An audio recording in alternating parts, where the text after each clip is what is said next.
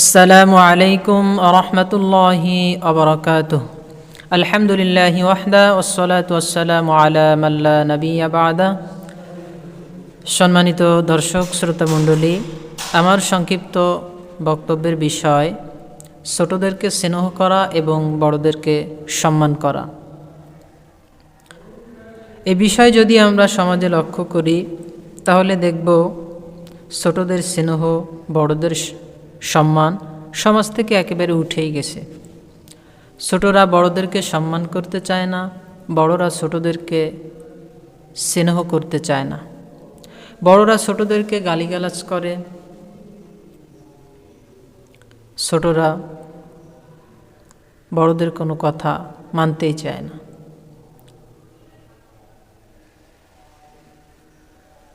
ছোটদেরকে একদিকে যেতে বললে তারা আর একদিকে যায়। তারা বড়দের, গার্জিয়ানদের, মুরব্বীদের কারো কোনো কথাই মানতে চায় না। তাই রাসূল সাল্লাল্লাহু আলাইহি ওয়াসাল্লাম হাদিসে বলেন, মাল্লাম ইয়ারফ হাক্কা কাবীরানা ওয়া ইয়ারহাম সগীরানা ফালাইসা মিন্না।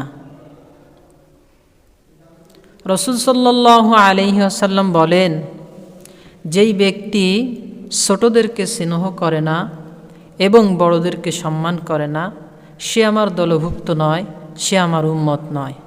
কত বড় কথা আমরা কখনো চিন্তা করে দেখেছি?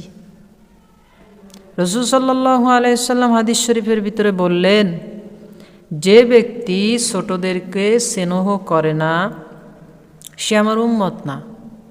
তাহলে আপনি ছোটদের সাথে কেন গালাগালি করেন, চিল্লাচিল্লি করেন?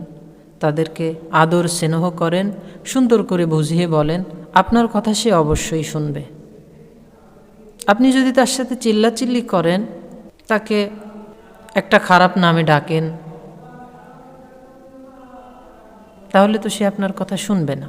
তাকে সুন্দরভাবে ডেকে, সুন্দর করে তাকে বুঝিয়ে সুন্দরভাবে বলুন, ইনশাল্লাহ সে আপনার কথা শুনবে।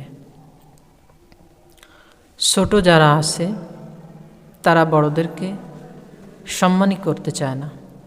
অথচ রাসূল সাল্লাল্লাহু আলাইহি ওয়াসাল্লাম বললেন, যারা ছোট আছে, যুবক আছে, তারা যদি বড়দেরকে, মুরব্বীদেরকে সম্মান না করে তাহলে সে আমার উম্মত না, সে আমার দলভুক্ত না। আপনি যদি রাসূলের উম্মত না হন, তার দলভুক্ত না হন, তাহলে বিচারের দিন আপনার কি অবস্থা হবে আপনি কি একবারও চিন্তা করেছেন?